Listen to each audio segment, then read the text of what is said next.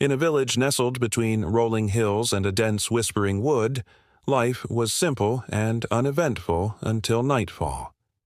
That was when the tranquility of the village would be shattered by eerie sounds that sent shivers down the spines of the villagers.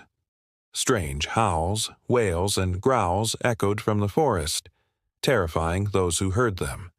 Now, the villagers were a hardy, God-fearing lot who had always relied on their faith to see them through life's troubles.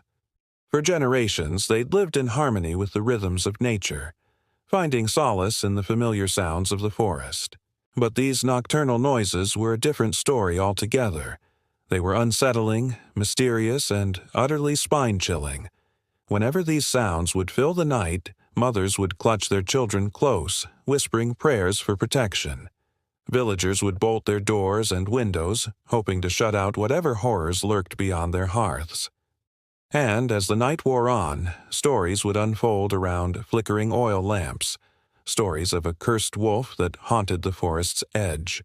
These tales were dismissed by most as superstitious nonsense, the product of overactive imaginations and a lack of understanding. Yet the old folks insisted that there was truth in the legends. The howls were real, they said, and so was the curse. It was a curse that defied death, a curse that condemned an innocent soul to an eternity of torment, a curse that transformed a man into a wolf and trapped his spirit in the forest forever. But who was this cursed man? What had he done to deserve such a fate? And why did his tormented spirit continue to wander the forest, never finding peace? These questions hung in the air like the thick fog that sometimes blanketed the village, unanswered and unsettling. Among the villagers was a young man named Rahim. Rahim was a shepherd, a man whose life revolved around the rhythm of the hills and the whispering wind.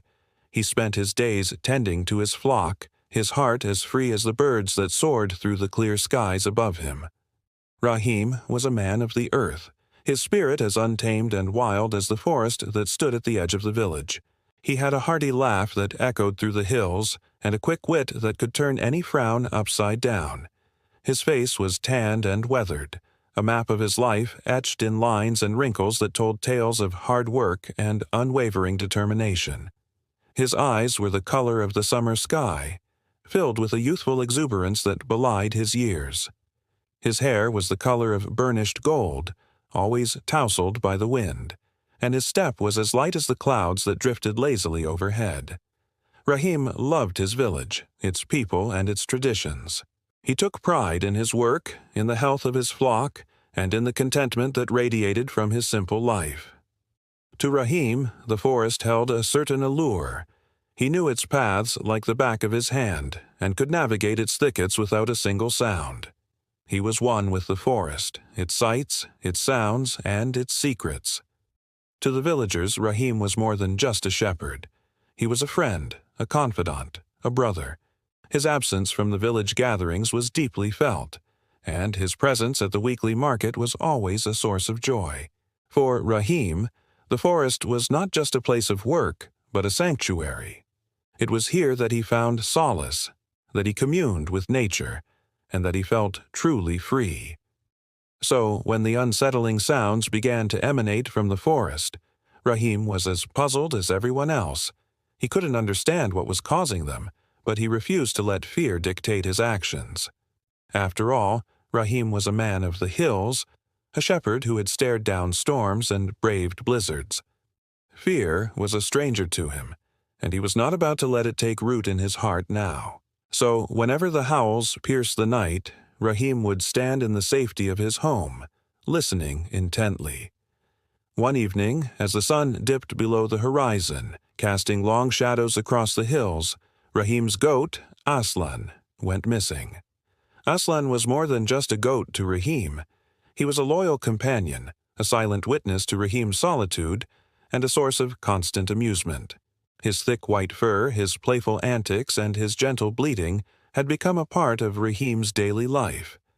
And now that he was missing, a sense of foreboding settled over Rahim's heart. Without wasting a moment, Rahim grabbed his stick and set off into the forest. The forest was Rahim's domain, and he knew every twist and turn of its path. He was not afraid, not for himself, at least. But as the minutes turned into hours, and as the forest grew darker and denser, a chill crept down his spine. The playful rustle of leaves took on a menacing tone, and the chirping of crickets became a chorus of mocking laughter. The moon, hidden behind a veil of clouds, offered no guidance, and the stars seemed to mock his plight with their distant twinkle. Hours slipped by, and Rahim's hope began to dwindle. Just when he was about to turn back, defeated and disheartened, he heard a faint bleating sound. It was Aslan. Relief washed over Rahim, and he rushed towards the sound. The bleating led him deeper into the forest, and soon he realized that the sound was coming from a small clearing. But it wasn't just Aslan's bleating that he heard. There was another sound, a low growl that sent shivers down his spine. Rahim's heart pounded in his chest as he cautiously approached the clearing. His grip tightened on his stick, and his eyes scanned the shadows, searching for the source of the growl. The sun was gone, and the forest grew cold.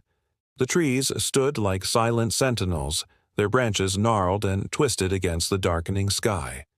The undergrowth was a tangled mess, and the only sounds were the distant hoot of an owl and the rustling of unseen creatures in the undergrowth.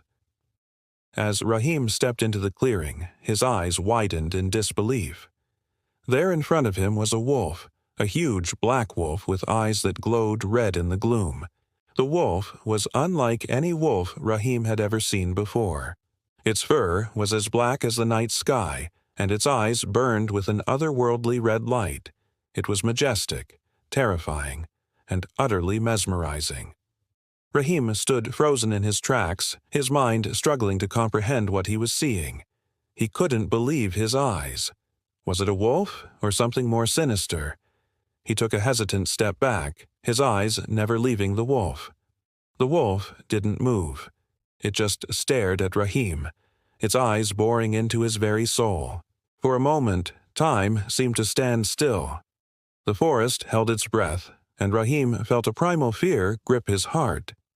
It was the fear that had driven our ancestors back into caves in the days before man had learned to conquer his fears.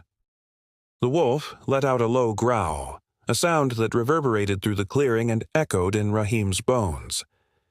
Despite his fear, Rahim couldn't help but feel a sense of awe at the sheer power and grace of the creature.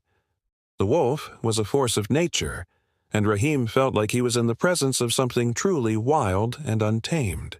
Slowly, Rahim raised his stick, his voice trembling, and he began to speak. "Easy, dog," he said, trying to sound brave. "I mean, you no harm." The wolf didn't respond. It just kept staring at him, its eyes never flickering. Rahim swallowed his fear and took another step back. "I just want my goat back," he said. "Can you help me find him?" The wolf didn't move. It just kept staring at him, its eyes burning like hot coals. Rahim knew he couldn't stay there any longer. He had to get out of the clearing before the wolf decided to attack. He turned and fled, the wolf's enraged growl echoing behind him. Rahim ran as fast as he could, his heart pounding in his chest. He could hear the wolf gaining on him, its heavy paws pounding the ground. He could feel its hot breath on his neck, and he could hear its snarling voice in his ears. He didn't dare look back. He just kept running, desperate to escape the clutches of the beast. Rahim stumbled out of the forest, his lungs burning and his legs aching. He collapsed on the ground, gasping for breath. He looked back at the forest, his heart still pounding. The wolf was gone.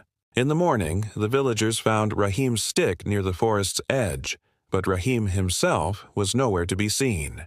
Some said that the wolf had gotten the better of him, that its sharp teeth and powerful claws had ended Rahim's life. Others said that Rahim had managed to escape, that he had fled from the village in fear of the wolf. But no one really knows what happened to Rahim. Some say that the wolf still haunts the forest, waiting for new prey. And when the wolf howls at night, people swear they can hear Rahim's voice among the cries, a constant reminder of the night the wolf claimed another soul.